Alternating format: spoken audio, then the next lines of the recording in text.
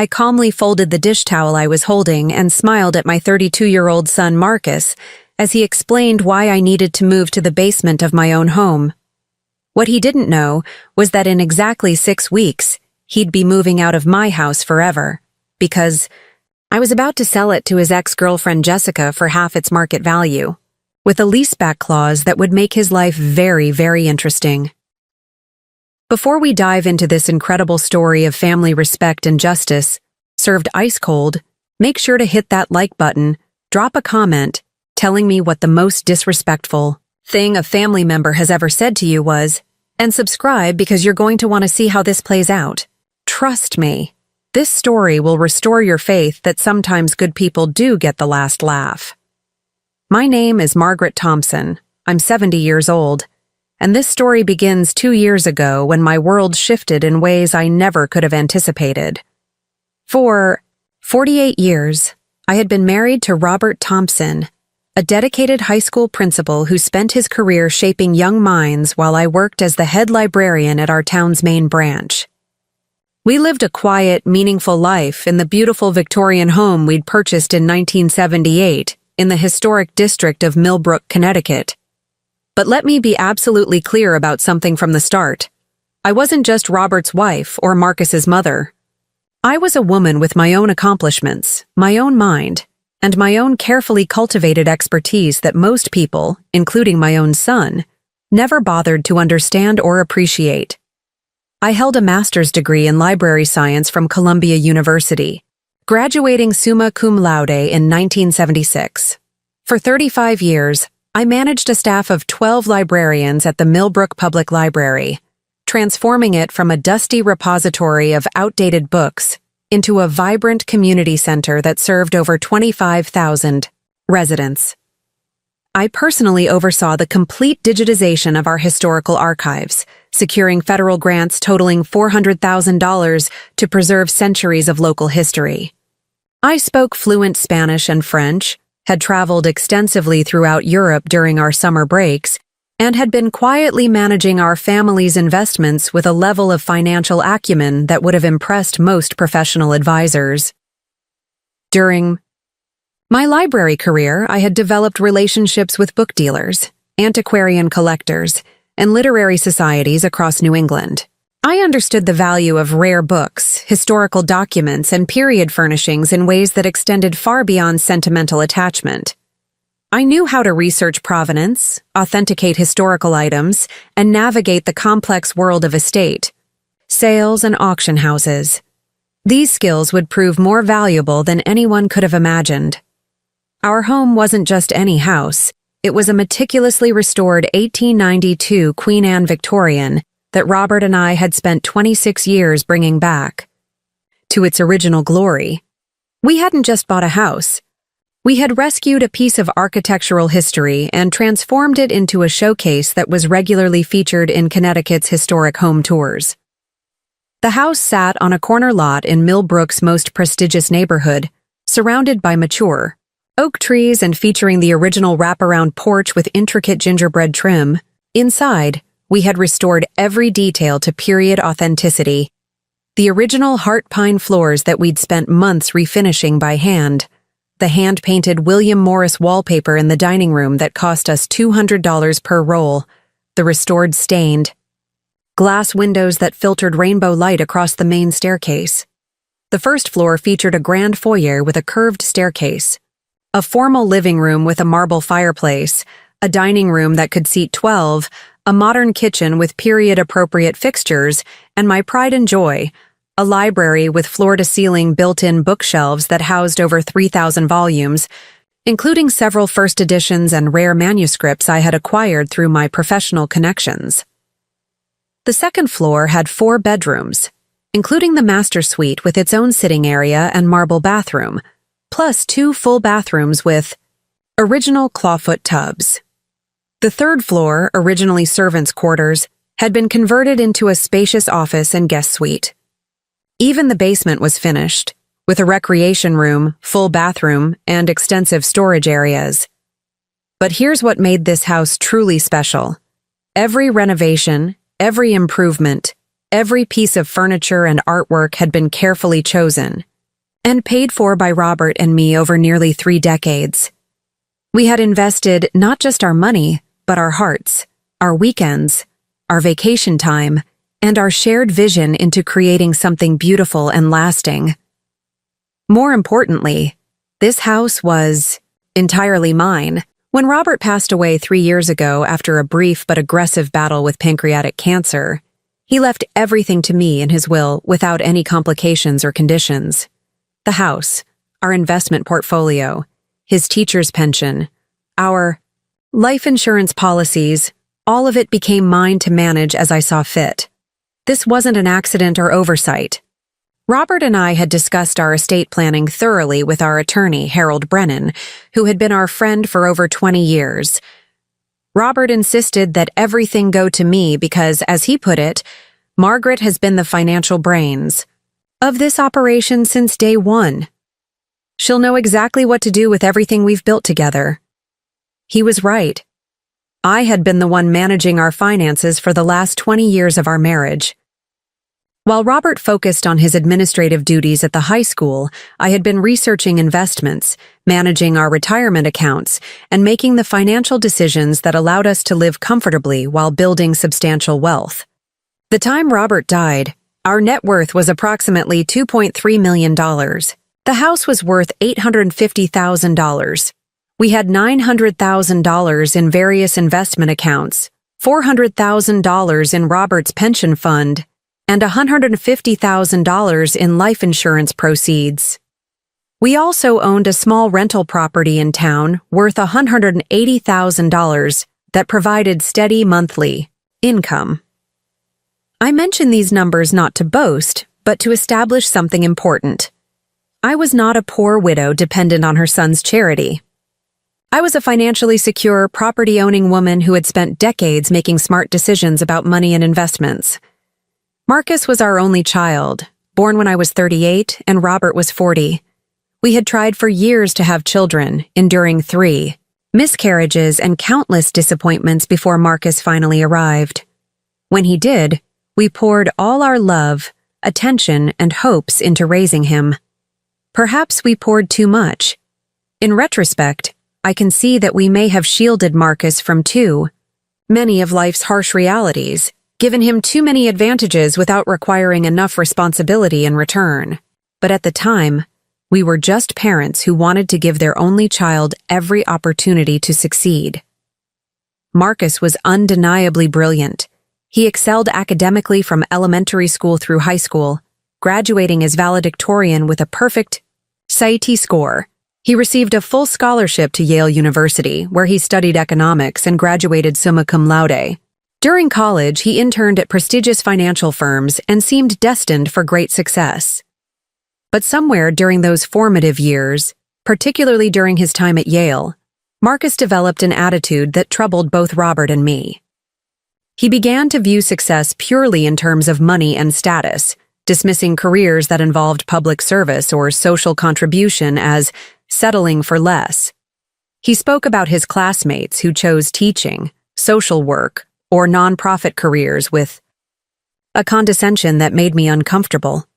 "Mom, you don't understand how competitive the world is now," he would say when I expressed concern about his increasingly materialistic worldview.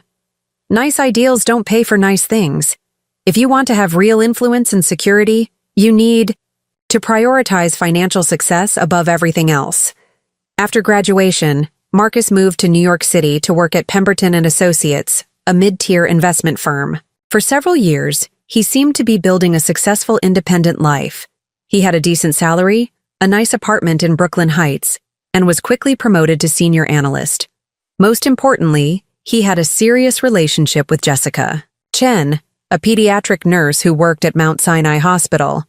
I loved Jessica from the moment Marcus brought her home to meet us. She was 28 years old, born to Chinese immigrant parents who had built a successful restaurant business in Queens. Jessica had worked her way through nursing school while helping her family with their restaurant, and she chose pediatric nursing because she genuinely wanted to help sick children and their families navigate medical crises.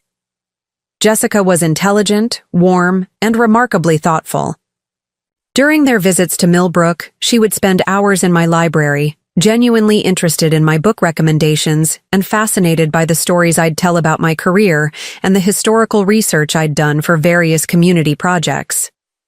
She asked thoughtful questions about Robert's work in education and seemed to understand that there were many ways to measure a successful life beyond income and status symbols. What impressed me most about Jessica was her respectful curiosity about our family history and traditions. She would help me prepare elaborate Sunday dinners, asking for recipes and cooking techniques that had been passed down through generations. She showed genuine interest in the antique furniture and artwork Robert and I had collected, wanting to understand the stories behind each piece. Jessica also understood financial responsibility in ways that surprised me. Despite earning a nurse's salary, she had managed to save money, pay off her student loans ahead of schedule, and even help her parents with some restaurant improvements. She talked about money realistically and responsibly, without either obsessing over it or dismissing its importance.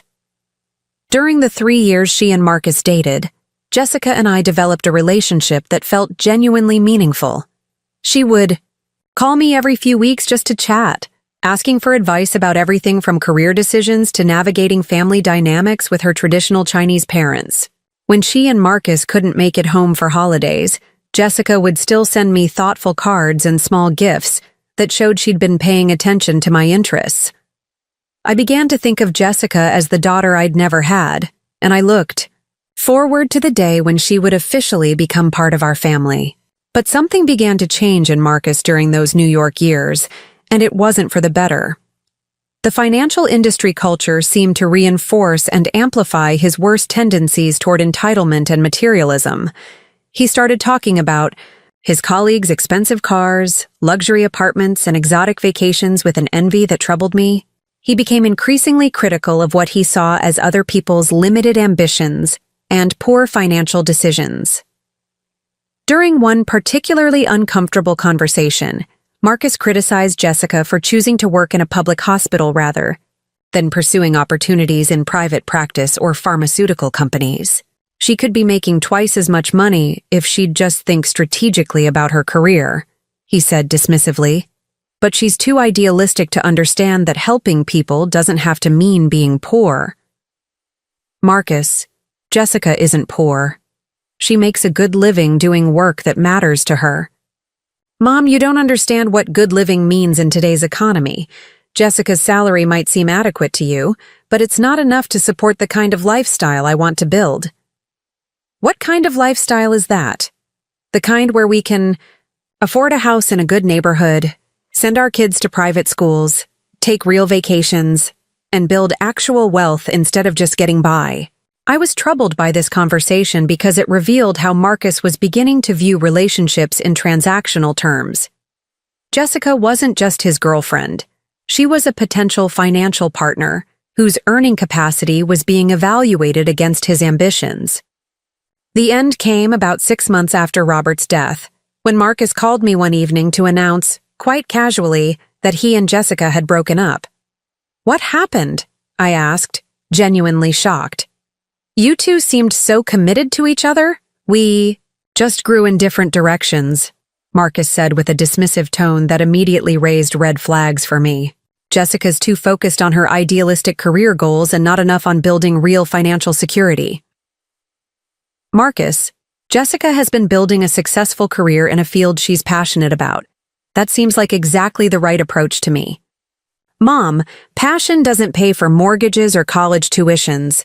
I need someone who understands that real success requires making strategic sacrifices and prioritizing financial growth.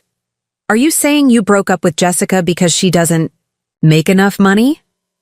I'm saying I broke up with Jessica because she doesn't share my vision for what our life together could become. She wants to stay in public health nursing, barely making $75,000 a year, working with underprivileged kids who can't even afford to pay for their medical care. She doesn't understand that if you want to build a meaningful life, you need to prioritize financial success. I was appalled. Marcus, $75,000 is a perfectly respectable salary, and Jessica's work helps children who desperately need medical care. How can you dismiss that as meaningless? Because, Mom, respectable isn't enough anymore. The cost of living is skyrocketing, and if you want to have real security and influence, you need to make strategic career decisions. Jessica is choosing to limit her earning potential because of some naive idea about making a difference. Making a difference is what gives life meaning, Marcus. Money is just a tool. That's easy to say when you've never had to worry about competing in today's economy. You and Dad had stable careers with pensions and benefits. My generation has to create our own security, and that requires thinking strategically about every decision. This conversation revealed something about Marcus that genuinely frightened me. He had developed a worldview where human relationships, career choices, and life decisions were evaluated primarily through the lens of financial optimization. The young man who had once volunteered at soup kitchens and tutored underprivileged students had become someone who viewed Jessica's dedication to helping sick children as a character flaw. I stayed in touch with Jessica after the breakup, and she told me a different version of the story. According to her, Marcus had become increasingly controlling about her career decisions, pressuring her to pursue opportunities in pharmaceutical, sales, or private practice that would have doubled her income but required her to abandon the work she found meaningful. Mrs. Thompson, I loved Marcus, but I couldn't build a life with someone who wanted me to become a different person, Jessica told me during one of our phone conversations. He started treating our relationship like a business partnership where my job was to maximize our combined earning potential rather than pursue work that felt important to me. Jessica also revealed that Marcus had been pressuring her to ask her parents for a loan to help him start his own investment firm, using her family's restaurant as collateral. When she refused to risk her parents' business on his entrepreneurial ambitions, Marcus accused her of not being truly committed to their future together. I realized that Marcus didn't want a partner, Jessica said sadly. He wanted a financial asset who happened to be in love with him. After the breakup, Jessica and I continued our friendship, though we were careful to keep it separate from any involvement with Marcus. She would call me every month or so, updating me on her work and asking about my adjustment to widowhood. I came to treasure these conversations because Jessica remained one of the few people in my life who seemed genuinely interested in my thoughts and experiences rather than just viewing me as someone's mother or someone's widow. About a year after the breakup, Marcus called with what he presented as exciting news. He was moving back to Connecticut to start his own investment consulting business. That's wonderful, sweetheart, I said, genuinely pleased at the prospect of having him closer to home. Are you taking a position with a firm in the area? Actually, Mom, I've decided to strike out on my own. The overhead costs in New York are astronomical, and I could build something really substantial if I had lower expenses and more space to work. Plus, there's an underserved market for sophisticated investment advice in this part of Connecticut. That sounds like a smart business decision. Have you found office space in town? Well, that's what I wanted to discuss with you. I was hoping I could move back home for a while, just until I get the business established and start generating steady revenue. It would save me thousands of dollars in rent and overhead, and it would give me a chance to spend more time with you. It seemed like a reasonable request from a son who was trying to build his own business while staying close to family. Our house certainly had plenty of space, more than I needed as a single person, and after 2 years of living alone, I was actually looking forward to having some company and feeling useful again. Of course, Marcus, this is your home too. I'd love to have you here while you're getting your business started. Thanks, Mom. You're the best. I should probably mention that I'm seeing someone new. Her name is Sarah Mitchell, and she's really special. I think what I didn't expect during those first few months after Marcus moved back home was how quickly he would transition from grateful son to entitled household dictator.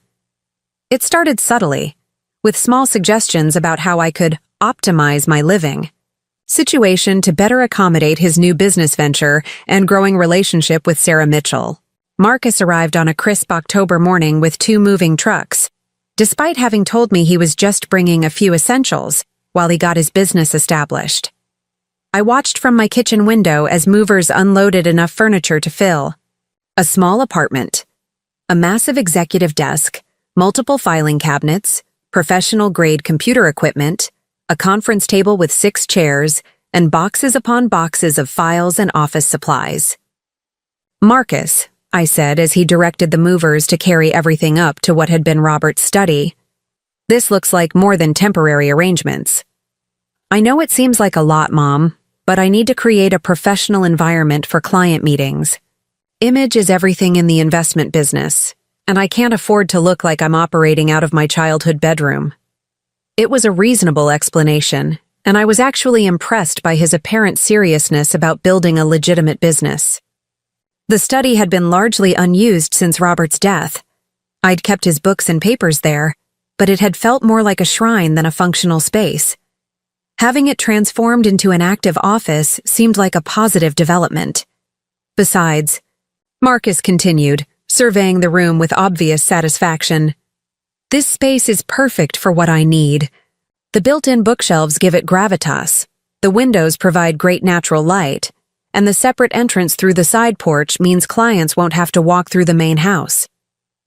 I hadn't realized there was a separate entrance to the study, but Marcus was right. The French doors that opened onto the wraparound porch could indeed provide private access for business visitors. It was actually quite thoughtful of him to consider my privacy and comfort. "What kind of clients are you expecting?" I asked, genuinely curious about his business plan. "Primarily high-net-worth individuals who need sophisticated investment advice. There are a lot of successful professionals in this area, doctors, lawyers, business owners, who have substantial assets but don't have access to the kind of personalized, financial planning that the ultra-wealthy take for granted. That sounds like a genuine need in the community." "Exactly. And I have the credentials and connections to provide services that the local Edward Jones and Merrill Lynch offices can't match. I'm planning to focus on alternative investments, tax optimization strategies, and estate planning coordination." Over the following weeks, Marcus transformed Robert's study into an impressive professional office. He had the walls painted a sophisticated charcoal gray, installed professional lighting, and arranged his furniture in a way that created distinct areas for different types of client interactions. The massive executive desk dominated one corner, positioned to take advantage of the garden view, while the conference table created a more collaborative space near the built-in bookshelves. I had to admit, it looked remarkably professional. When potential clients called to schedule appointments, Marcus would give them the side entrance address and direct them to park in the circular driveway, rather than on the street. From their perspective, they were visiting an established financial planning office in a prestigious historic neighborhood. During those first weeks, I was genuinely proud of Marcus's apparent transformation from entitled finance brat to serious entrepreneur. He was working long hours, studying for additional certifications, and seemed to be approaching his business venture with the kind of thoughtful professionalism that Robert and I had always tried to instill in him. But I began to notice changes in how Marcus viewed our shared living arrangements that made me increasingly uncomfortable. The first sign of trouble came when Marcus started referring to his office in ways that seemed to extend beyond the study itself. During a phone conversation with a potential client that I happened to overhear, he described his business as being located in a restored Victorian mansion in Millbrook's historic district, without mentioning that he was living with his mother or that the mansion belonged to someone else. When I asked him about this, Marcus seemed genuinely surprised by my concern. "Mom, I'm not lying to anyone. The office is in a Victorian mansion in the historic district. Those are just facts. But you're creating the impression that you own this property, which isn't true. I never said I owned it. I just described the location accurately. If potential clients want to assume that I'm successful enough to afford a mansion, that's not my fault." "Marcus, that's deceptive. You're using my home to create a false impression about your financial status." "Mom, that's not how business works. Everyone knows that image matters in financial services. Clients want to work with advisors who appear successful and established." "Would you prefer that I tell them I'm living with my mother?" The way he said, "living with my mother," made it sound like something shameful rather than a practical arrangement that was saving him thousands of dollars in rent and overhead. But the office situation was just the beginning of a pattern that would gradually reveal how Marcus really viewed our living arrangement and my role in his life. About 6 weeks after he moved in, Marcus began bringing Sarah Mitchell around regularly. Sarah was 29 years old, blonde, and worked as a marketing coordinator for a luxury real estate firm in nearby Greenwich. She was attractive in a conventional way, well-dressed, and seemed pleasant enough during our initial interactions. But something about Sarah's attitude toward me felt different from the warm, genuine interest that Jessica had always shown. Sarah was polite but distant, treating me more like Marcus's elderly roommate than like his mother or the owner of the home where she was spending time. During their first few visits, Sarah would offer perfunctory greetings and small talk, but she never showed any curiosity about my life, my interests, or my experiences. She didn't ask about the antique furniture or artwork that filled the house, didn't comment on my extensive library, and didn't seem to notice or appreciate the beautiful details that Robert and I had spent decades perfecting. Instead, Sarah's attention was focused entirely on Marcus and his business venture. She would spend their visits in his office, discussing his client development strategies, reviewing his marketing materials, and offering suggestions about how to position his services in the local market. Sarah has a great eye for branding and presentation, Marcus told me one evening after she'd left. She's been helping me refine my client communications and develop a more sophisticated marketing approach. That's wonderful that she's supportive of your business.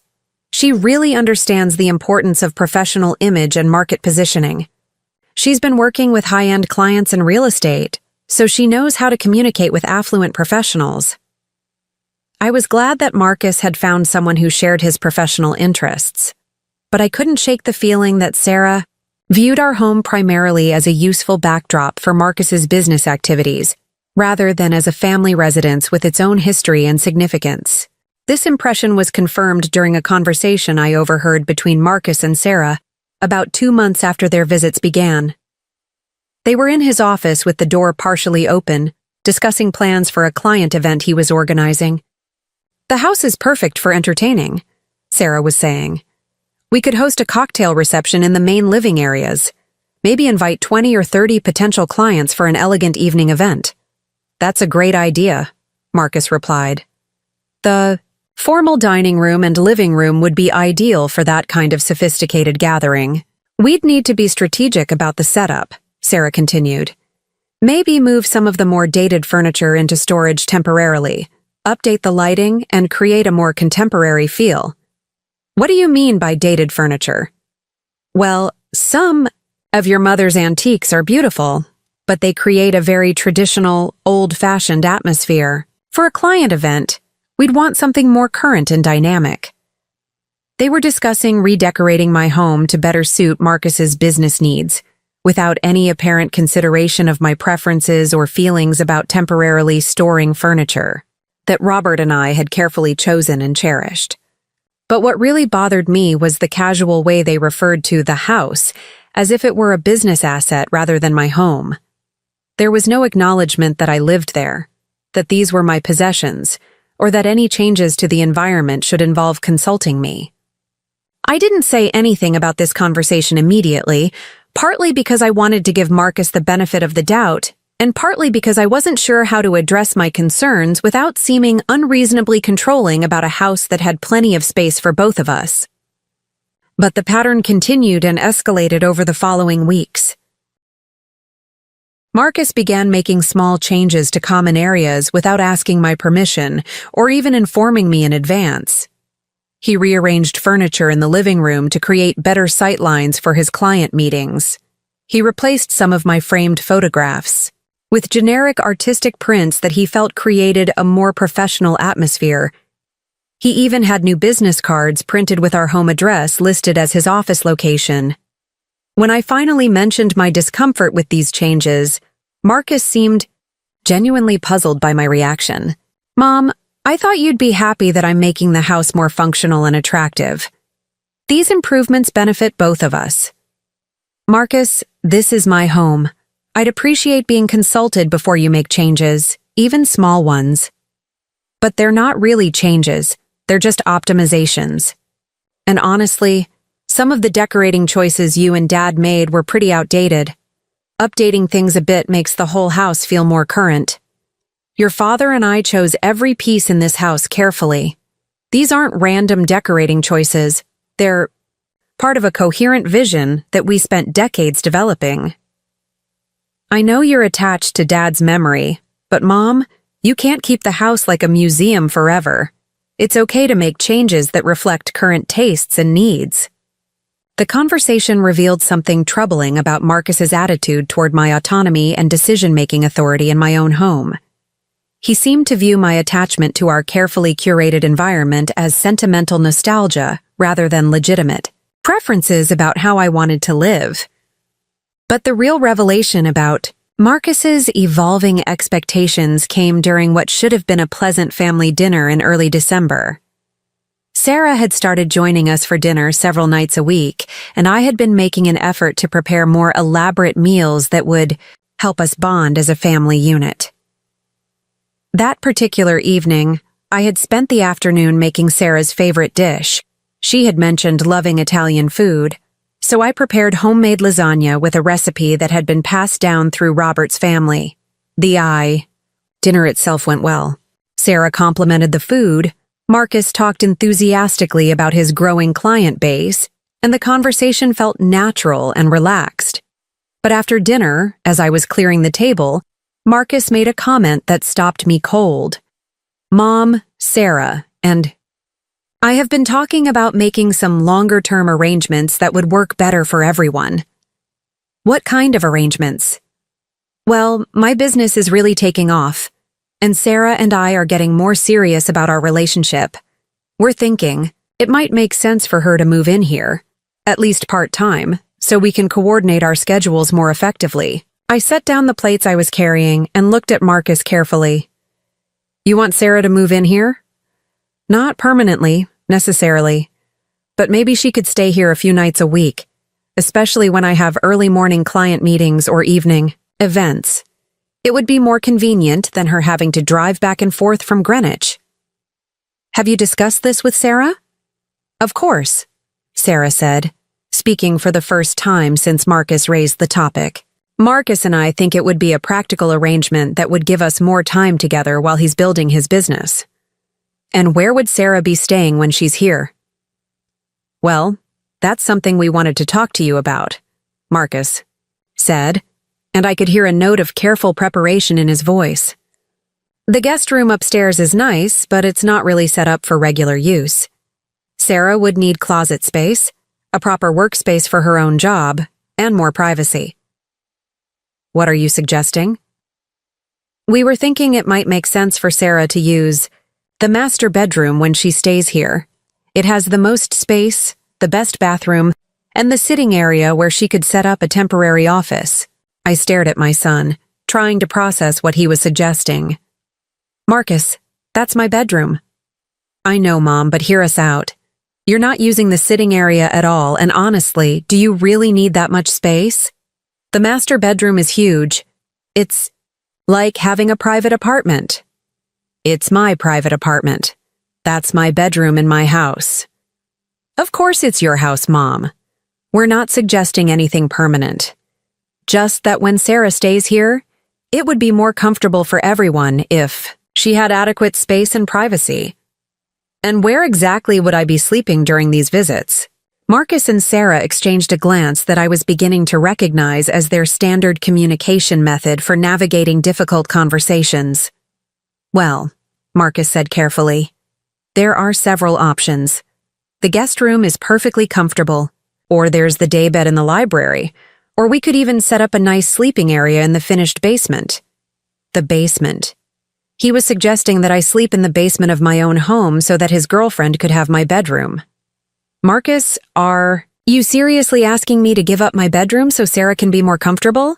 We're not asking you to give it up permanently, Mom. just to be flexible about sleeping arrangements when Sarah is here. It's a big house. There's plenty of room for everyone to be comfortable. I'm comfortable in my own bedroom, Marcus. But, Mom, think about it practically. Sarah works in luxury real estate, so she's used to high-end environments.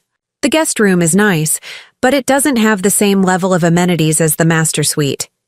If we want her to feel welcome here, we should offer her the best accommodations we have.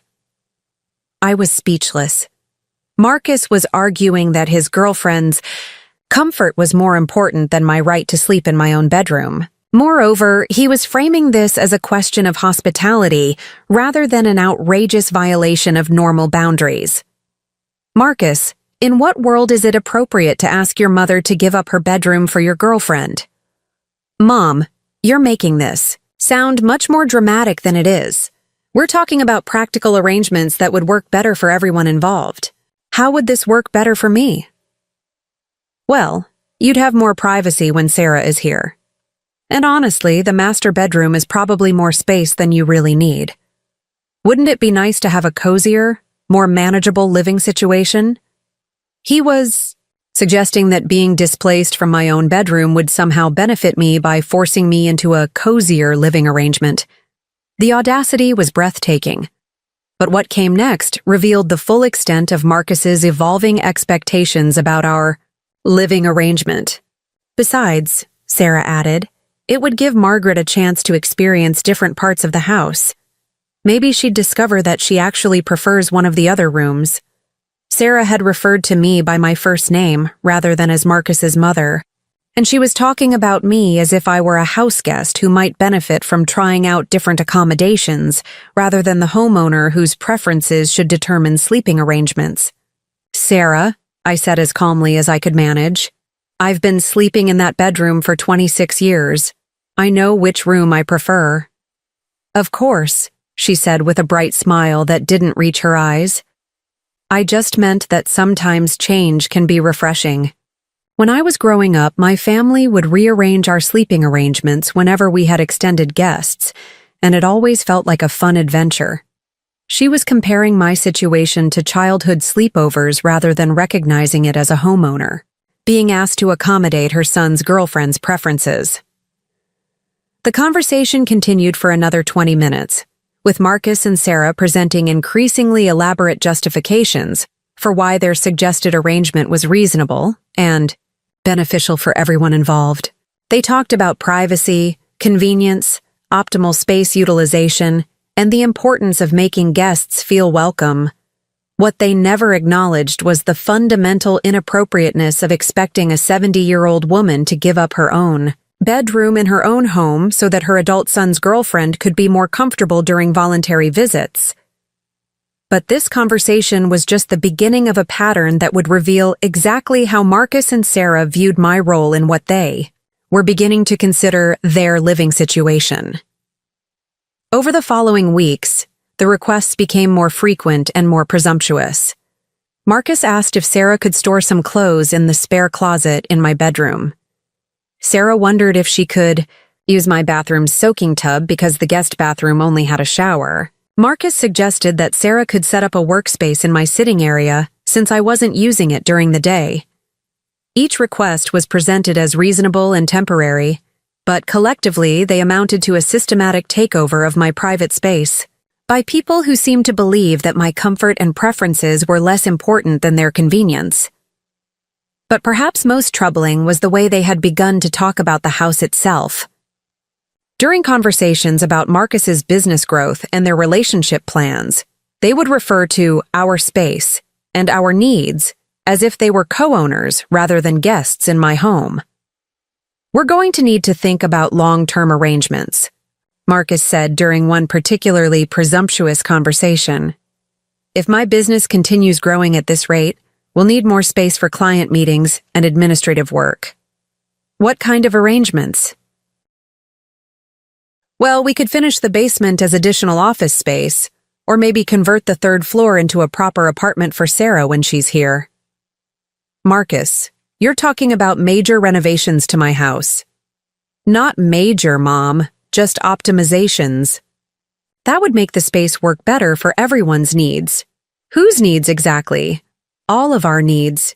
You'd benefit from having a more functional house, I'd have better facilities for my business, and Sarah would have a proper place to stay when she's here. The word when had gradually been replaced by while, suggesting that Sarah's presence was becoming less temporary and more permanent than originally discussed. But the most revealing conversation happened in late December, when Marcus and Sarah were discussing their plans for New Year's Eve. "We could host a party here," Sarah suggested. "Invite some of Marcus's clients and maybe some of my colleagues from the real estate firm." "That's a great idea," Marcus replied. "This house is perfect for entertaining, and it would be a good opportunity to showcase the business in an elegant setting." "We'd need to be thoughtful about the guest list and the setup," Sarah continued. "Maybe 40 or 50 people, with catering and professional bartending. And we could use the whole first floor, living room, dining room, library, even the conservatory." They were planning to host a business party for 50 people in my home without asking my permission or even informing me that they were considering such an event. When I asked about their plans, Marcus seemed surprised that I wasn't automatically enthusiastic about the idea. "Mom, it would be great for the business, and you'd enjoy meeting some interesting people. Everyone who works in luxury services around here is sophisticated and cultured." "Marcus, I wasn't invited to plan this party. I was told about it. Of course you're invited to plan it, Mom. We'd love your input on menu selection and decorating ideas." "That's not what I meant. I meant that you're planning to host a party in my home without asking if I wanted to have a party." "But Mom, why wouldn't you want to have a party? You used to love entertaining when Dad was alive." "I loved entertaining when your father and I planned events together for people we wanted to spend time with. This is different." "How is it different?" "You're asking me to let you use my home as a venue for your business networking event. I'm asking you to let us host a party that would benefit everyone involved. You'd meet interesting people. I'd advance my business relationships, and Sarah would get to experience the house in a more social setting." Once again, Marcus was framing his request as something that would benefit me rather than acknowledging that he was asking for a significant favor that would require me to open my home to 50 strangers for his professional purposes. But what really bothered me was the assumption underlying all of these conversations, that my preferences, comfort, and autonomy were negotiable in service of Marcus's business needs and relationship goals. During all of these escalating requests and presumptions, I found myself thinking more and more often about Jessica Chen. Not just because I missed her warmth and genuine interest in my life, but because I was beginning to understand what she had meant when she described feeling like Marcus wanted her to become a different person to suit his ambitions. I was experiencing something similar. Marcus seemed to want me to become a more accommodating, less autonomous version of myself. Someone who would happily sacrifice her comfort and preferences to support his vision of success and domestic convenience. But unlike Jessica, I wasn't a young woman trying to build a life with someone I loved. I was a 70-year-old homeowner who had every right to determine how my own house was used and who was welcome in my own bedroom. The question was, what was I going to do about it? Because it was becoming clear that Marcus and Sarah's expectations were only going to continue expanding, and their respect for my autonomy was only going to continue diminishing. But what they didn't know was that while they were planning their future use of my house, I had been having some very interesting conversations with some very unexpected people. Conversations that were about to change the entire dynamic of our living arrangement in ways that neither of them could possibly have anticipated. The small betrayals began in January, subtle at first but increasingly bold as Marcus and Sarah grew more comfortable with their expanding control over my home and my life. What I didn't realize at the time was that each seemingly minor boundary violation was actually part of a calculated strategy to gradually normalize their authority over my living situation. The first real sign that something fundamental had shifted came when I discovered that Marcus had given Sarah a key to the house without asking my permission or even informing me that he'd done so. I found out quite by accident on a Tuesday morning when I was returning from my weekly grocery shopping trip. As I pulled into the driveway, I saw Sarah's silver BMW parked in what had always been my designated spot near the kitchen entrance. This was unusual because Sarah typically visited in the evenings or on weekends when Marcus was home, and it was only 10 a.m. on a weekday. When I entered through the front door, since my usual entrance was blocked by Sarah's car, I could hear voices coming from the kitchen. Sarah was on the phone, clearly conducting some kind of business call, while what sounded like coffee brewing and dishes clinking suggested she was making herself quite comfortable. "No, the Hartwell property won't work for them," she was saying as I approached the kitchen. "The client specifically requested something with more grandeur, more old-world elegance. They want the kind of place that makes a statement about their success and sophistication." I paused in the hallway, not wanting to interrupt what was obviously a work call, but also feeling uncomfortable about Sarah conducting business in my kitchen without my knowledge or permission. "Actually, I might have the perfect solution," Sarah continued, and I could hear her moving around the kitchen as she spoke. "I'm currently staying in this incredible Victorian mansion in Millbrook's historic district. It's exactly the kind of property they're looking for. 1890s Queen Anne architecture, completely restored, museum-quality furnishings, spectacular gardens. The owner might be interested in discussing a private sale." My blood ran cold. Sarah was in my kitchen using my coffee, discussing selling my house to her real estate clients as if she had any authority to negotiate such a transaction. When I entered the kitchen, Sarah looked up with a bright smile and gave me a little wave. But she didn't interrupt her phone conversation or show any embarrassment about conducting business in my home without permission. "Let me call you back in a few minutes," she said into the phone. "I need to discuss some details with the property owner." She hung up and turned to me with the kind of confident familiarity that suggested this was a routine occurrence rather than an unprecedented intrusion. "Good morning, Margaret. I hope you don't mind that I let myself in. Marcus gave me a key last week so I could help coordinate some things for his business. I made coffee. Your espresso machine is absolutely wonderful." There were several layers of presumption in this casual explanation that left me momentarily speechless. Marcus had given her a key without consulting me. She had used that key to enter my home when I wasn't there. She was conducting her own business calls from my kitchen, and she had just offered to help sell my house to strangers.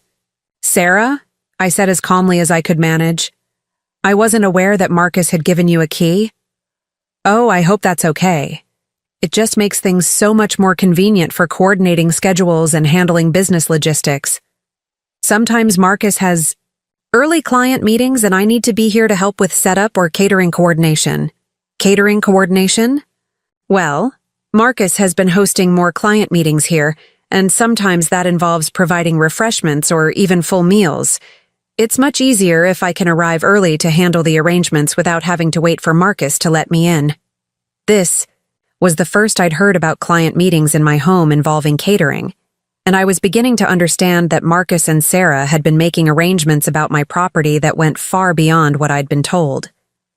"And the phone call I just overheard?" "Oh, that," Sarah laughed as if it were perfectly amusing. "One of my clients is looking for exactly this kind of property, and I couldn't help thinking how perfect your house would be for them. They're a lovely couple from Manhattan. He's a successful hedge fund manager, and she's an art dealer. And they're looking for a weekend retreat that has real character and elegance." "Sarah, this house isn't for sale." "Of course not. I wasn't suggesting that you'd want to sell. I was just thinking that if you ever did consider it, I could probably get you an amazing price. Properties like this are incredibly rare, and my clients are willing to pay premium prices for the right place."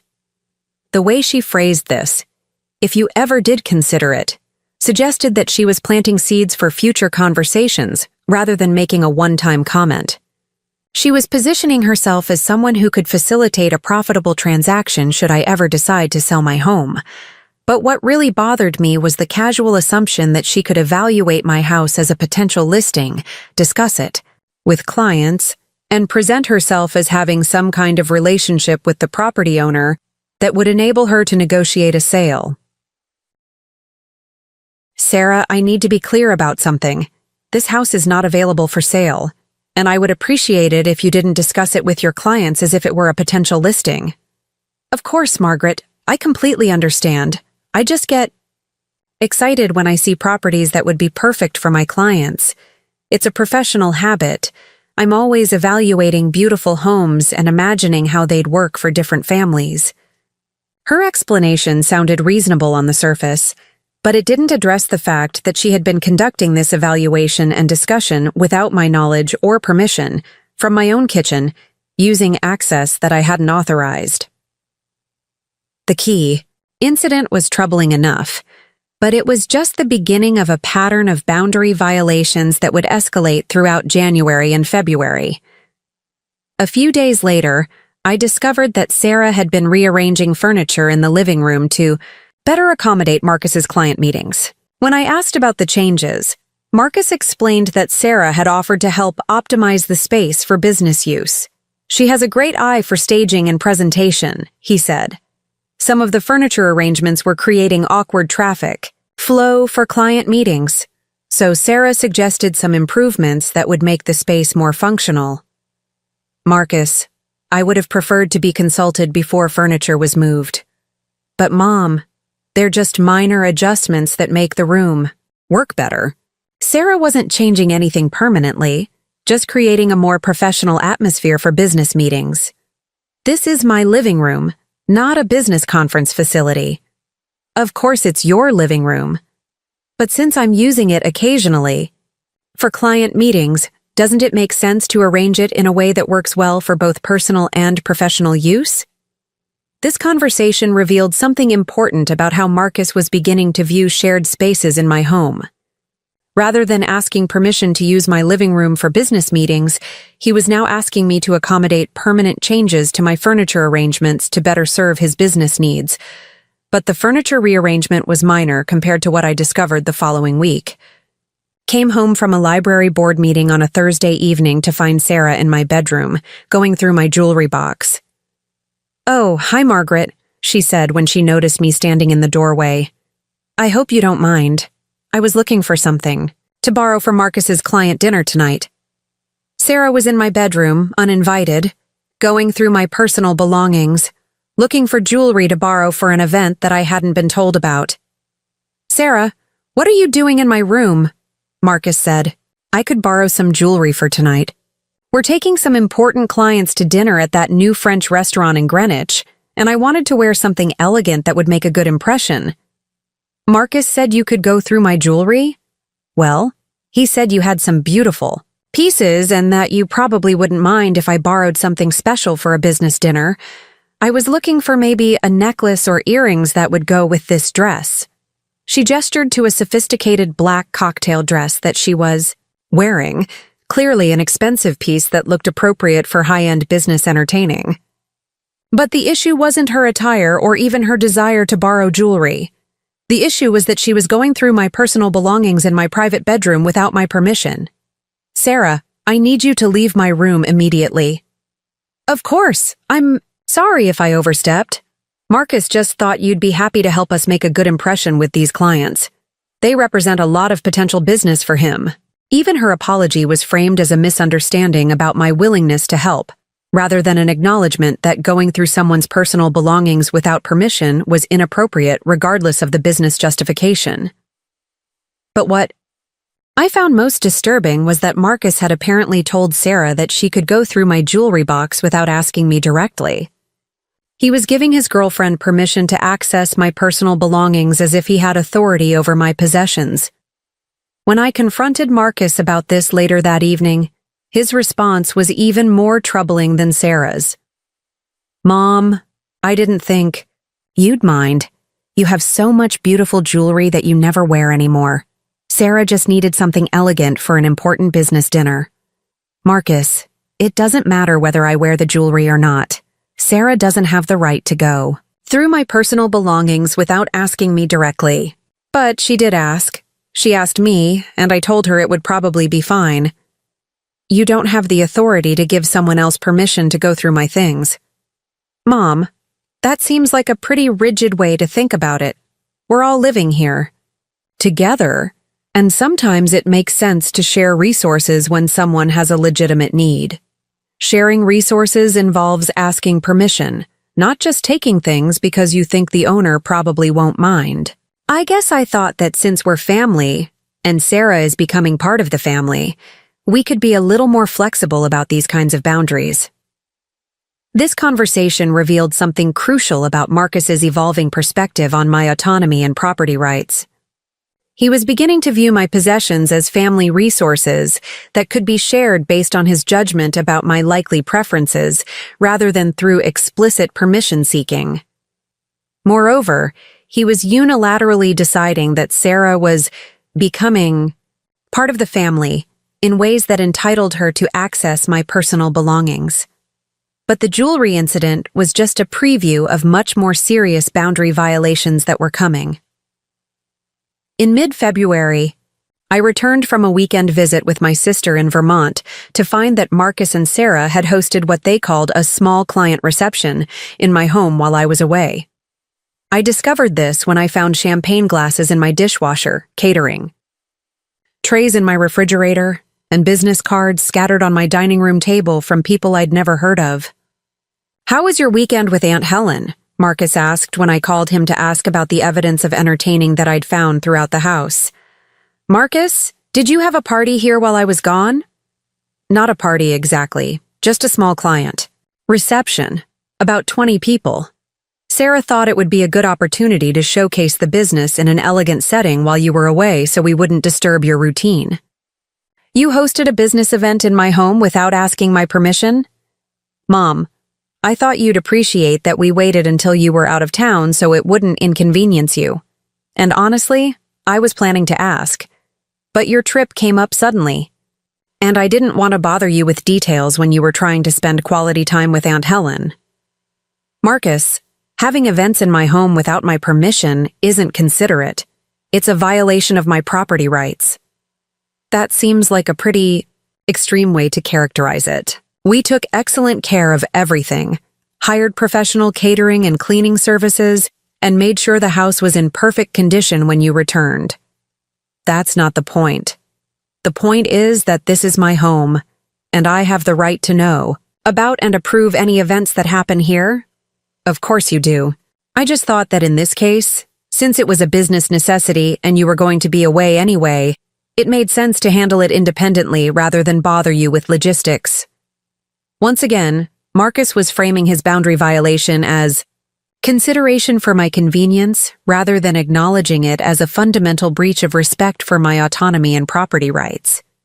But what I learned over the following days made the situation even worse.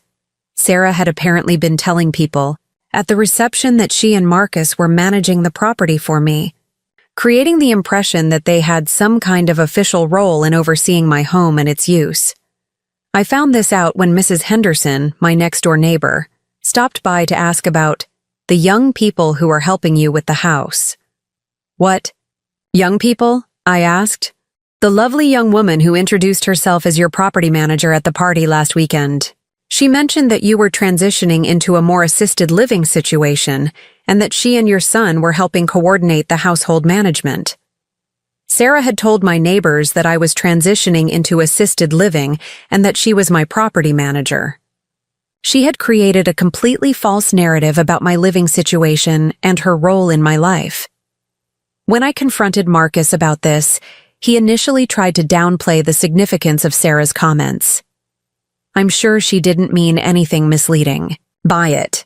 Sarah was probably just trying to explain our living arrangement in a way that would make sense to strangers.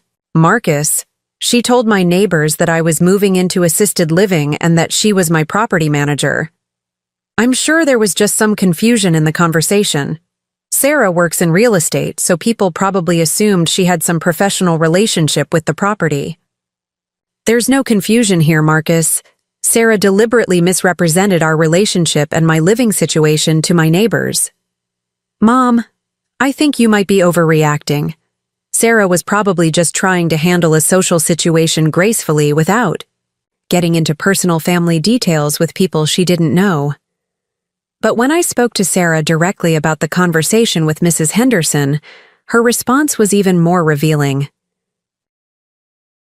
"Oh, Margaret, I'm so sorry if there was any confusion. I was just trying to avoid getting into personal details about family arrangements. Sometimes it's easier to give people a simple explanation that they can understand, rather than trying to explain complex family dynamics." "What complex family dynamics?" "Well, you know, the fact that you're getting older and Marcus is helping you maintain this big house. People understand the concept of family members stepping in to help with property management as parents age. Sarah, I don't need help maintaining this house, and Marcus isn't managing my property." "Of course not. I just meant that from an outside perspective it might look like that kind of arrangement. I was trying to give your neighbors a framework for understanding why Marcus and I were hosting an event here."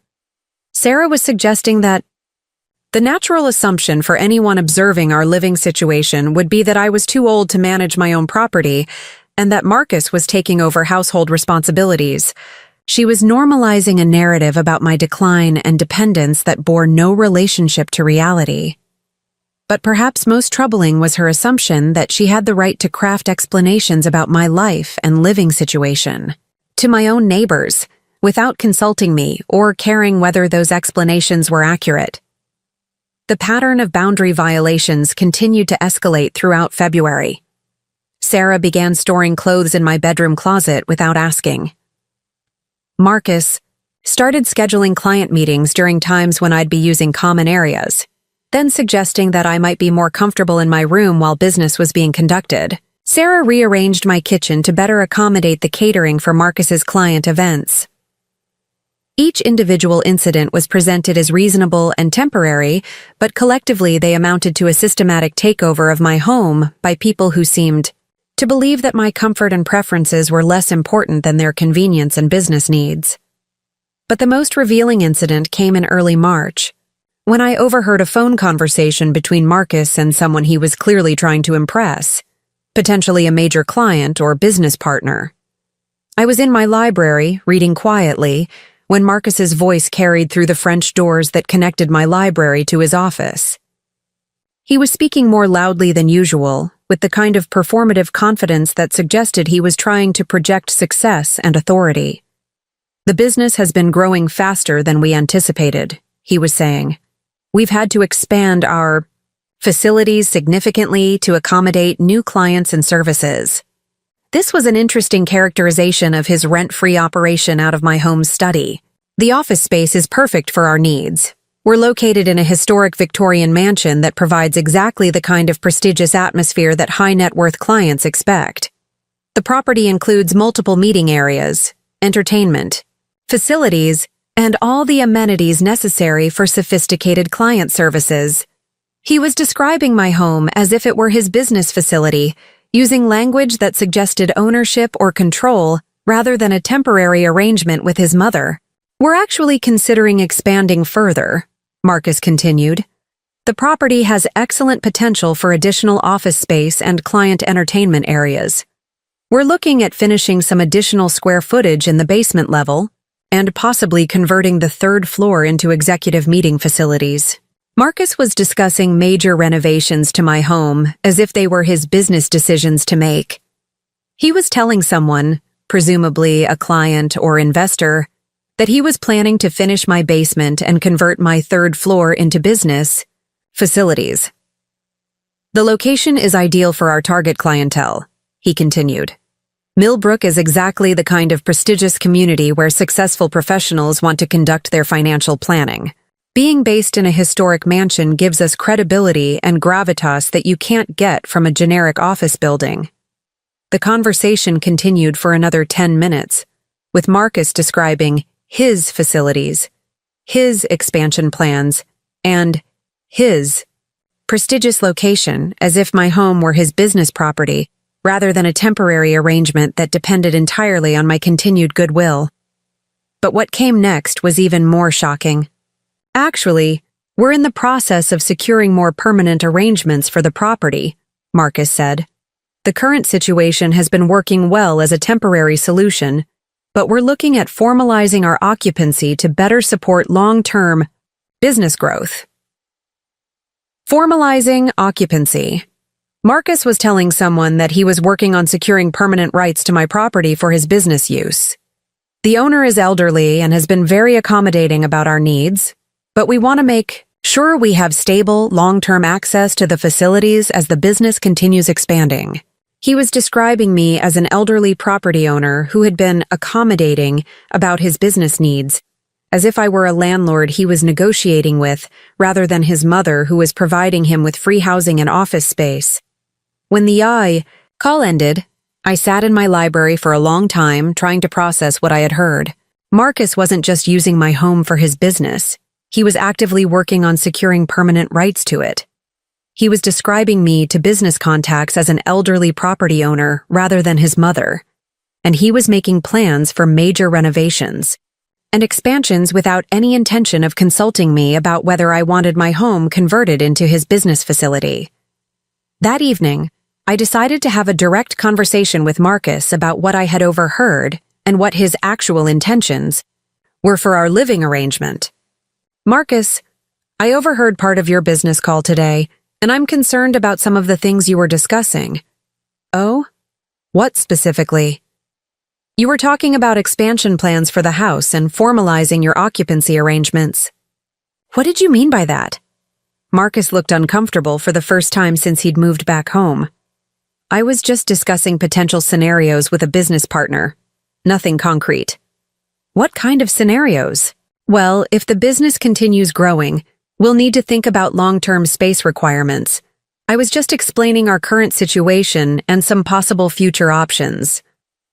Marcus, you told someone that you were working on securing permanent arrangements for this property. I may have gotten a little ahead of myself in trying to sound established and forward-thinking. You know how business conversations are. Everyone wants to sound like they have everything figured out. Are you actually working on formalizing your occupancy here? Not exactly working on it, no. But Mom, I have been thinking that it might make sense to discuss some kind of longer-term arrangement that would work for both of us. What kind of arrangement? Well, my business is really taking off, and it's clear that this location is perfect for what I'm doing. Maybe we could work out some kind of formal agreement that would give me security for business planning while also providing you with some income from the property. Marcus was suggesting that I should enter into a rental agreement with him for my own home, transforming our family living arrangement into a landlord-tenant relationship where he would pay me rent for the privilege of taking over my property for his business use. Marcus, are you asking me to rent my house to you? Not the whole house, obviously. Just a formal arrangement for the office space, and maybe some additional areas as the business grows. It would be good for both of us. You'd have rental income, and I'd have the security of knowing my business location is stable. And what areas would be included in this rental arrangement? Initially, just the office, and maybe the dining room for client meetings. But as I mentioned, there's potential for expansion into other areas if the business continues growing. The casual way he mentioned potential expansion into other areas suggested that he was envisioning a rental arrangement that could gradually encompass more and more of my home as his business needs grew. And where would I be living while you're renting these areas? You'd still have your bedroom, the kitchen, the living room, and the library. Plenty of space for your needs. Marcus was proposing to convert my home into his business facility while allowing me to continue living in a few rooms as his tenant in common. He was suggesting that I should pay to maintain and insure a property that he would primarily be using for his commercial purposes. Marcus, this is my home. I don't want to become your tenant in my own house. You wouldn't be my tenant, Mom. We'd be sharing the space in a way that works for both our needs. I'd pay you market rate for the business areas, which would probably be $3,000 or $4,000 a month. That's good income for space you're not really using anyway. The suggestion that I wasn't really using my dining room, study, and other areas revealed how completely Marcus had redefined my relationship to my own home. In his mind, any space that I didn't actively occupy every day was available for his business use. But what troubled me most was the broader pattern that this conversation represented.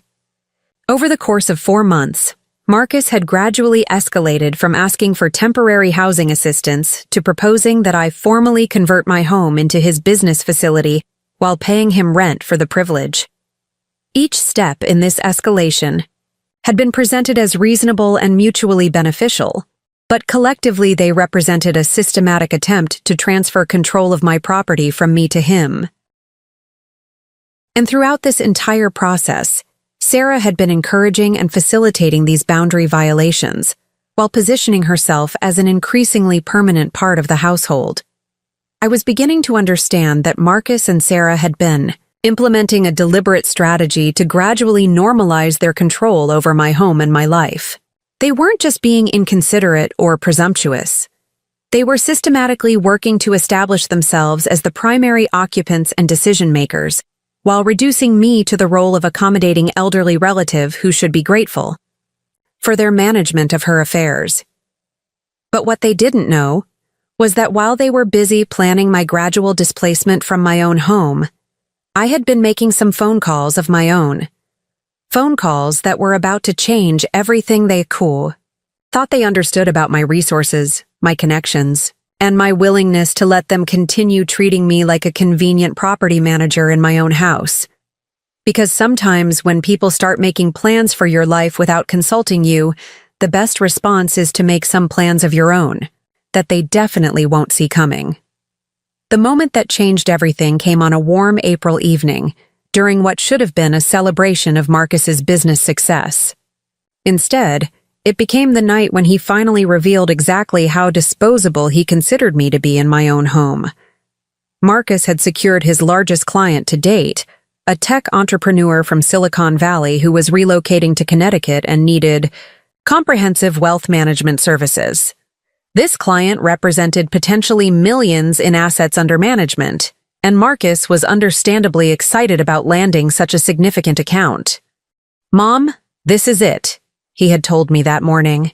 "This client could establish my firm as a major player in the regional market. If I can deliver exceptional service for him, he'll refer other high-net-worth individuals from his network." I was genuinely happy for Marcus's success, despite my growing concerns about his methods and attitude. Whatever our personal conflicts, I wanted him to succeed professionally, and I understood that building a client base in the competitive financial services industry required dedication and strategic thinking. "That's wonderful, Marcus. You've worked hard to build the business." "I really have. And Sarah's been incredible through this whole process. She's helped me understand how to position services for luxury clients, how to create the right atmosphere for high-level business relationships.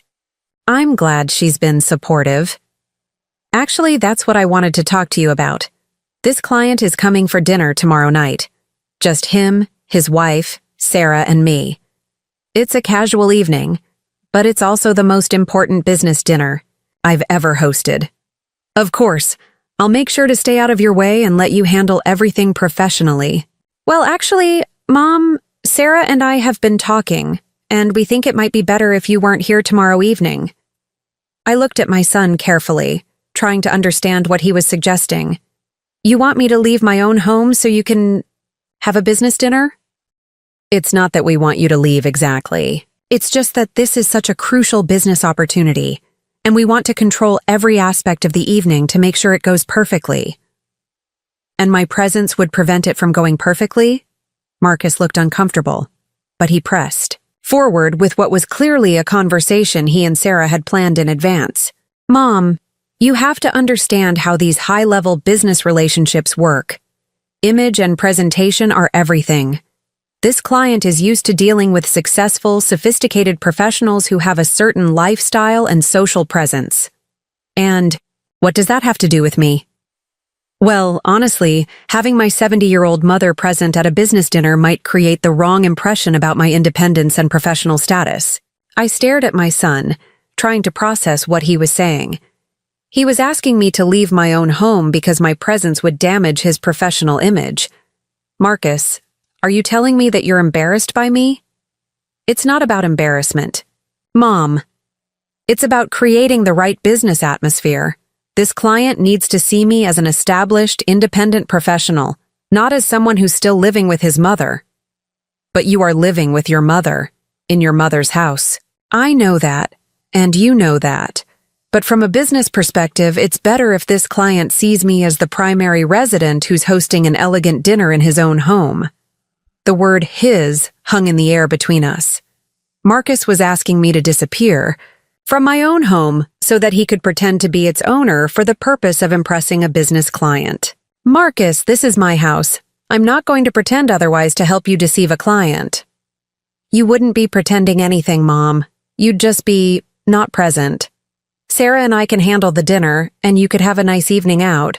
Maybe visit Aunt Helen or go to dinner with some of your library friends.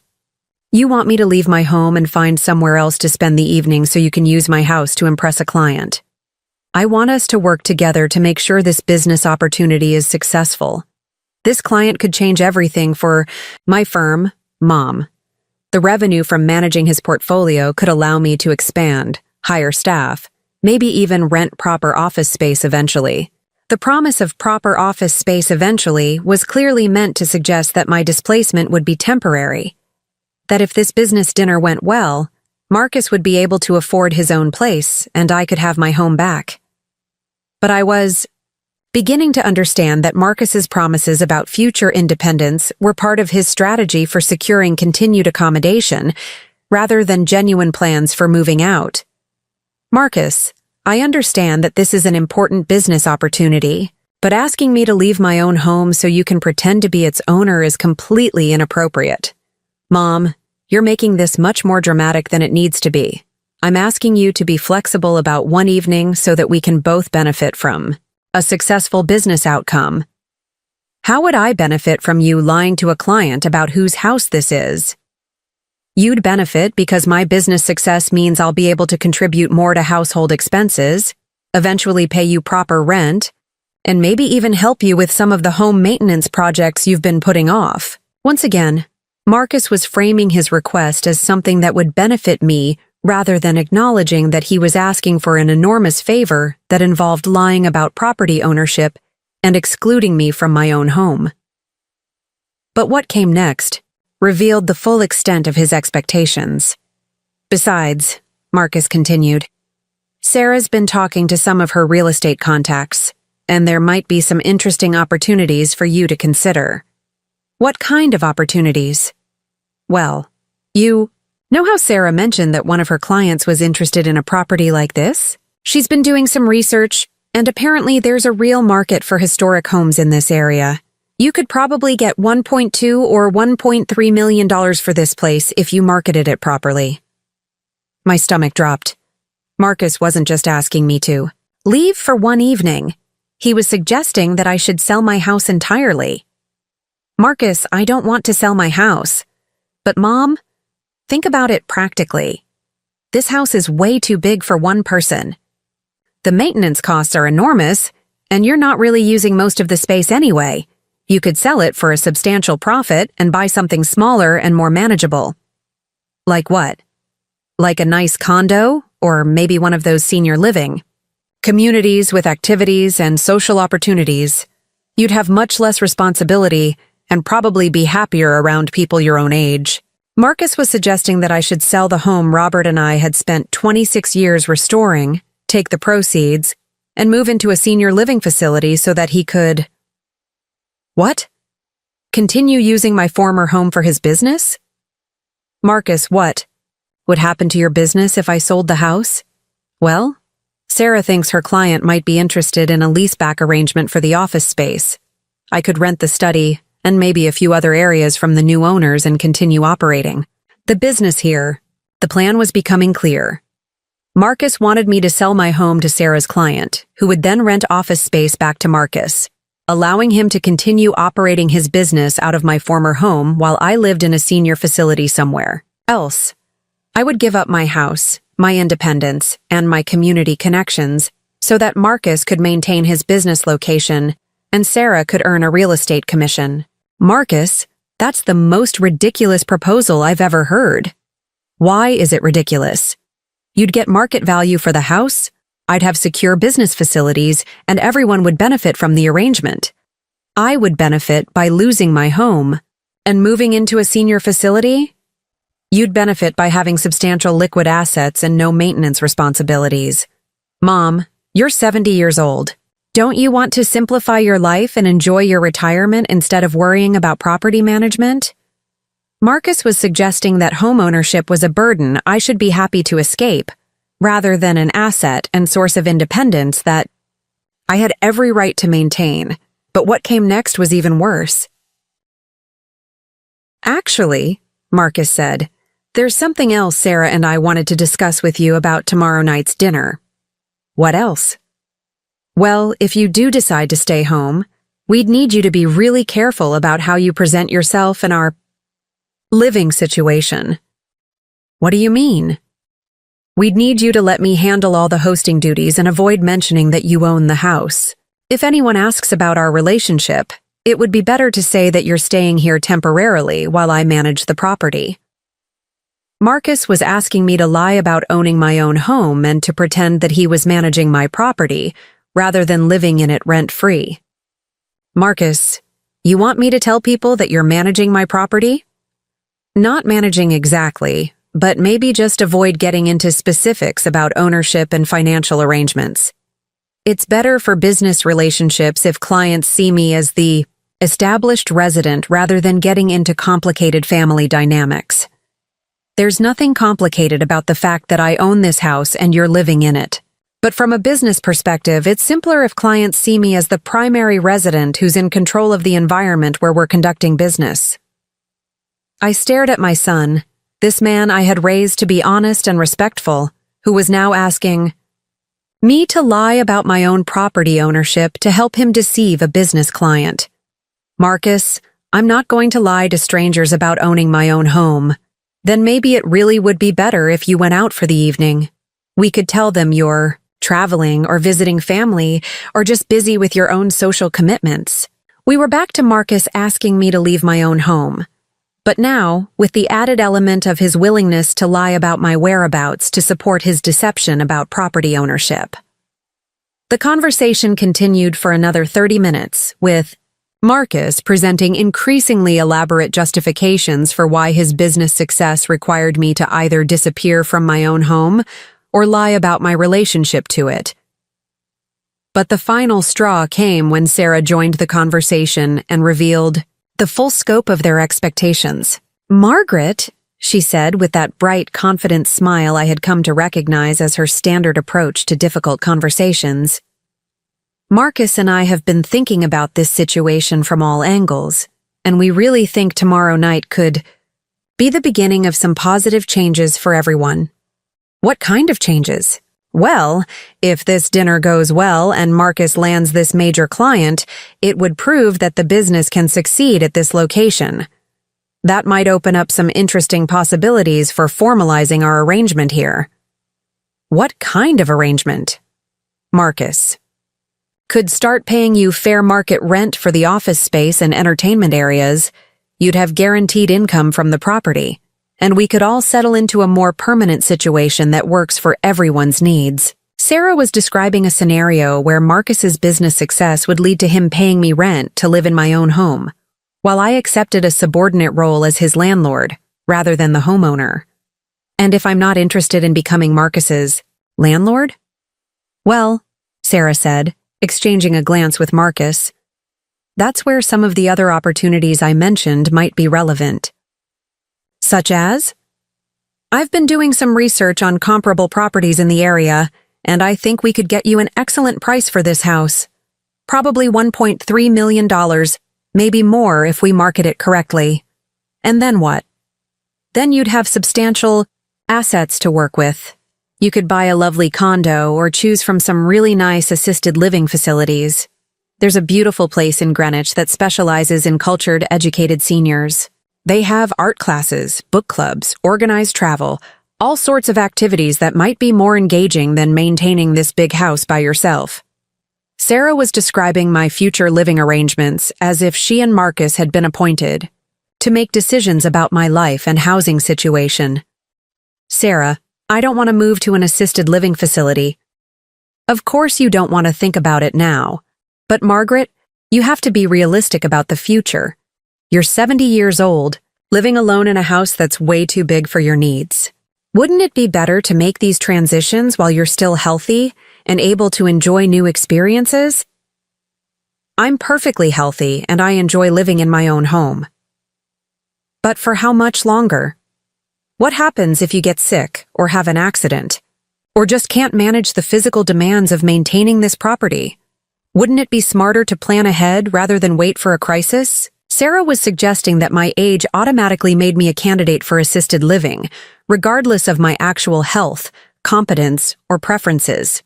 Sarah, I'm not interested in selling my house or moving to a facility.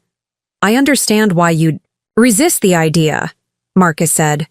But Mom, you have to think about this logically. You're going to have to make these decisions eventually. Wouldn't it be better to do it now, when you can get maximum value for the house and have time to find the perfect new living situation? And what about your business? If I sell the house, where would you operate from?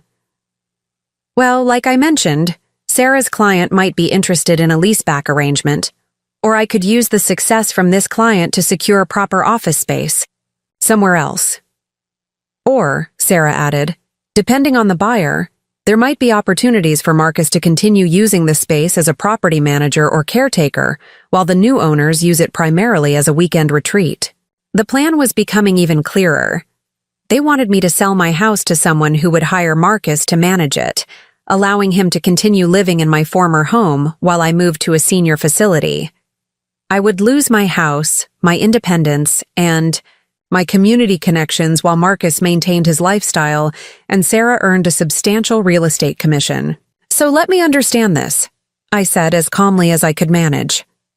You want me to leave my home tomorrow night so Marcus can pretend to own it for a business dinner. If that goes well, you want me to either become Marcus's tenant in my own house, or sell the house entirely and move to assisted living so that Marcus can continue operating his business here under new ownership. Mom, you're making it sound much more calculated than it is, Marcus said. We're just trying to find solutions that would work for everyone's changing needs. Whose needs are changing? Well, your needs as you get older, my needs as my business. Grows Sarah's needs as we get more serious about our relationship. What about Sarah's needs? Sarah and I are talking about getting engaged, Marcus announced, as if this were happy news that I should be excited about, rather than another complication in an already impossible situation. And an engagement would affect our living arrangements. How? Well, obviously Sarah would need to move in here permanently. And frankly, Mom, this house is big enough for all of us if we organize it thoughtfully. Organize it how? Sarah could take the master bedroom. It's really the only room with adequate space and amenities for a couple. You could use the guest room, which is perfectly comfortable and actually might be easier for you since it's smaller and requires less maintenance. Marcus was suggesting that I should give up my bedroom to his girlfriend and move into the guest room of my own house. And if the guest room isn't suitable? Well, Sarah said, there's always the finished basement. It's actually quite spacious and private. We could set it up as a lovely apartment-style space with a sitting area, sleeping area, and even a small kitchenette. The basement. Sarah was suggesting that I should move to the basement of my own house so that she and Marcus could take over the main living areas.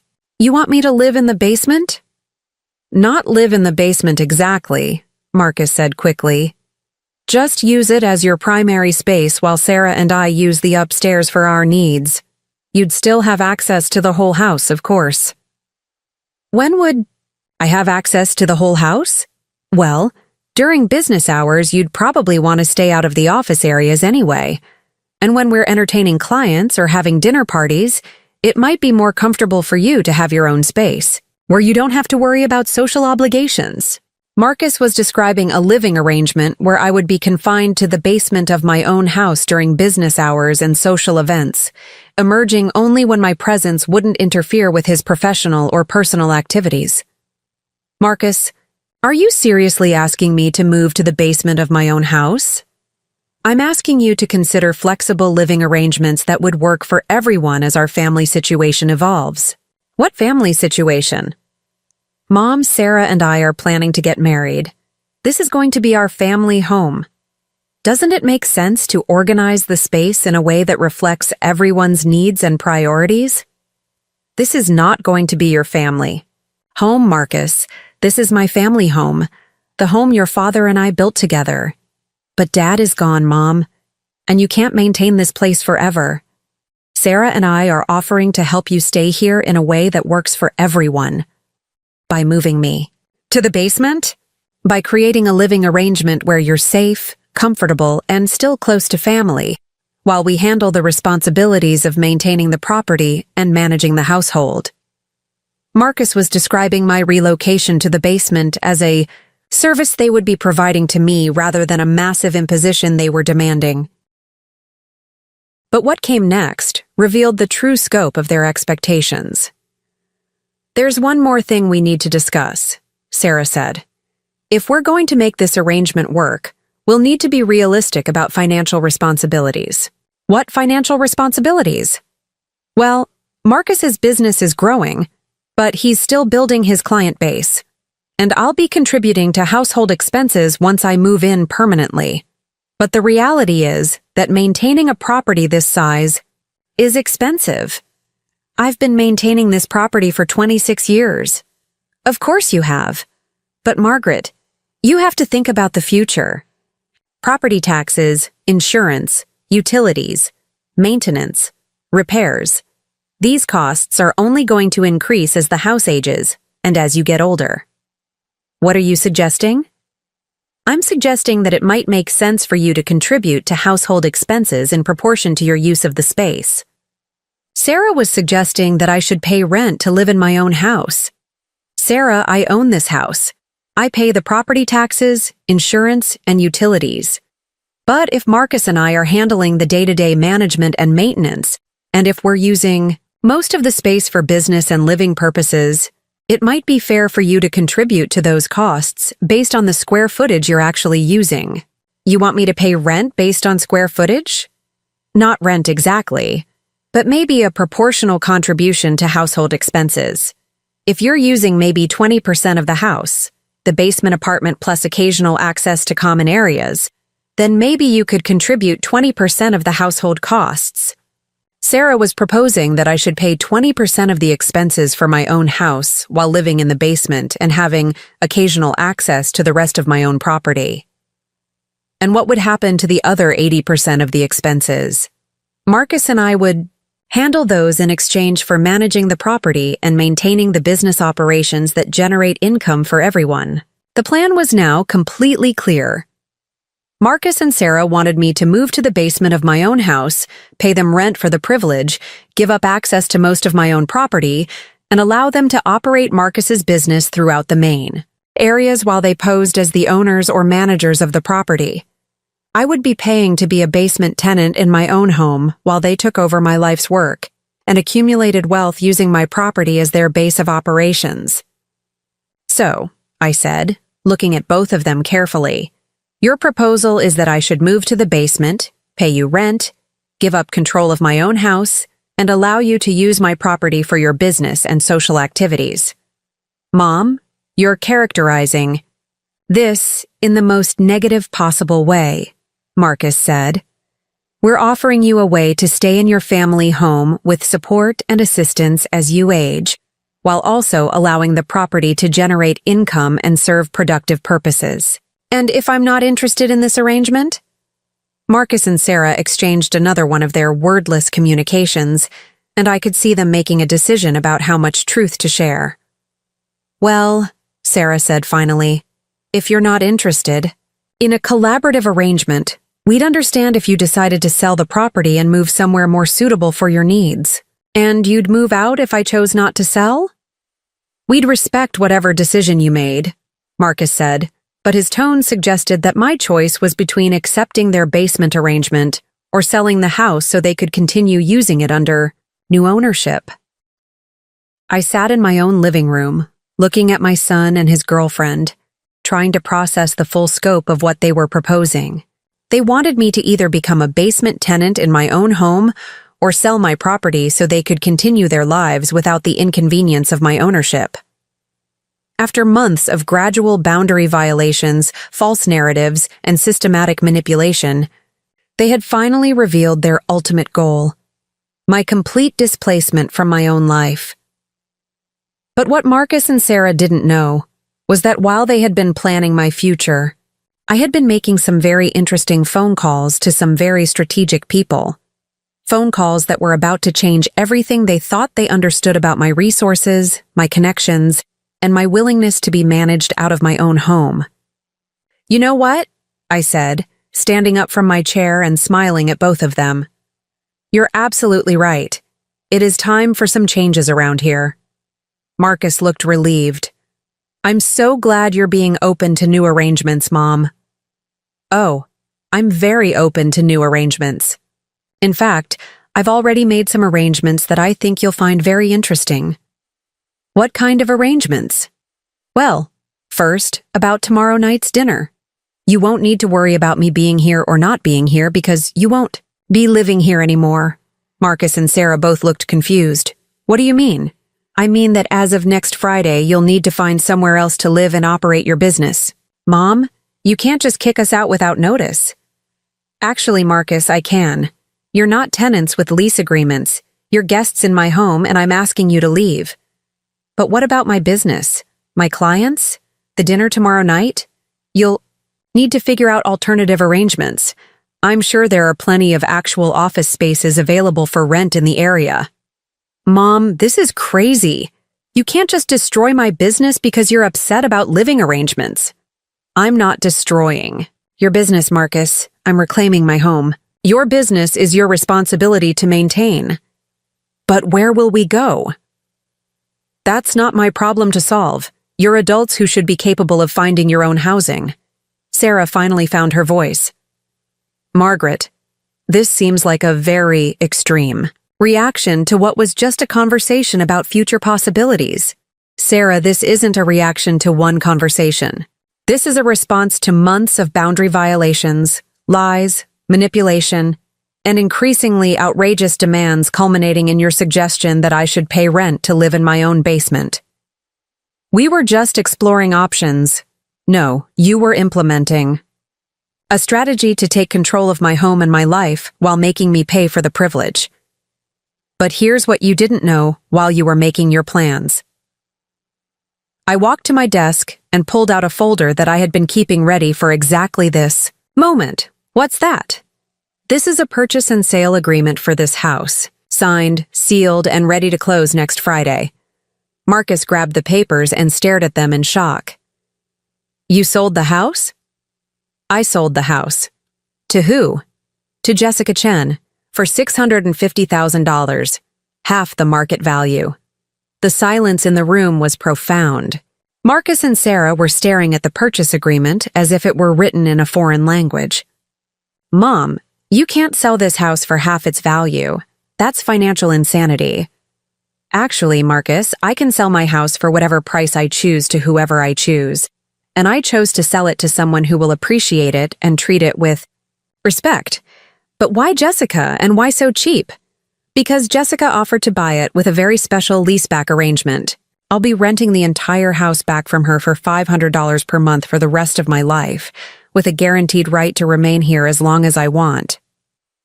"You're going to be Jessica's tenant?" "I'm going to be Jessica's tenant in the house I spent 26 years restoring, paying a tiny fraction of market rent to someone who actually values my presence and my contributions." "But what about my business?" "What about it? I can't just relocate everything in a week? You should have thought about that before you asked me to move to the basement of my own house." Sarah had gone completely pale. "Margaret, this will ruin Marcus's business. All of his client relationships are built around this location. Then maybe Marcus should have been more respectful of the person who was providing that location for free." "But Jessica? Really? You're going to sell the house to Marcus's ex-girlfriend?"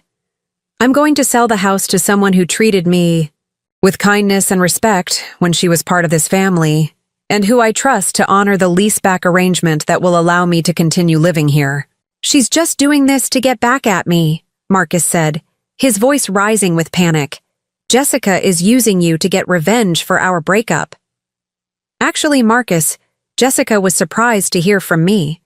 But when I explained the situation and asked if she'd be interested in purchasing the house with a life estate arrangement for me, she was happy to help. You called Jessica? I called Jessica 3 weeks ago, after you first suggested I should move to the basement. We've had several very pleasant conversations about the arrangement. 3 weeks ago? Sarah's voice was barely a whisper. 3 weeks ago.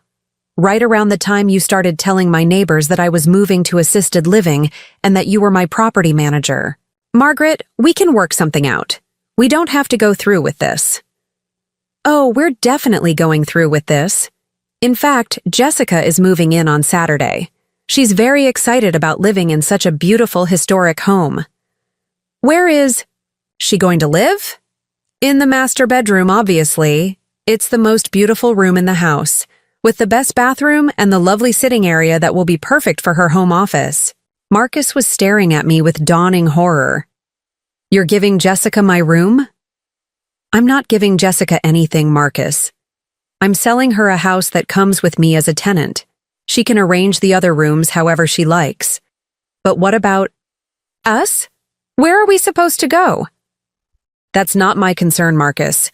You're adults who should be capable of finding your own housing arrangements.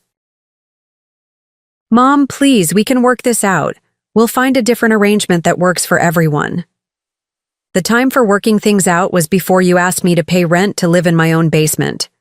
Now the arrangements have been made. I walked to the front door and opened it. You have until Friday to remove your belongings. Jessica will be here Saturday morning to begin moving in. And if we don't, then your belongings will be on the front lawn Saturday morning when she arrives. Marcus and Sarah stood in my living room for several more minutes, trying to process what had just happened.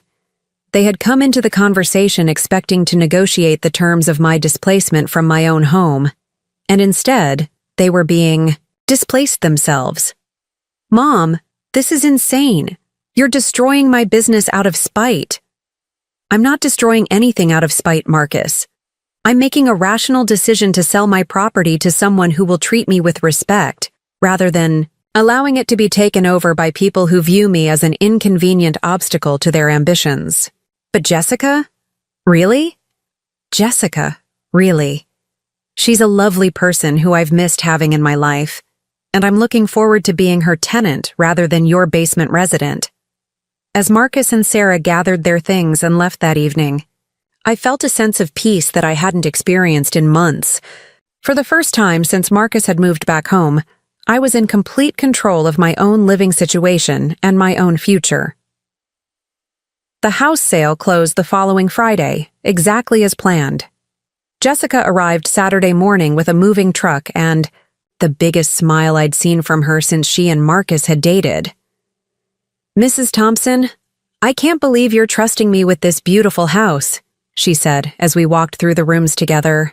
Jessica, I can't believe I was lucky enough to find a buyer who will let me stay here and who actually appreciates what Robert and I built. Are you sure about the rent arrangement? $500 a month seems ridiculously low. It's exactly what I want. To pay. You're giving me security and peace of mind. That's worth far more than market rent. Jessica moved into the master bedroom, just as I had promised Marcus she would.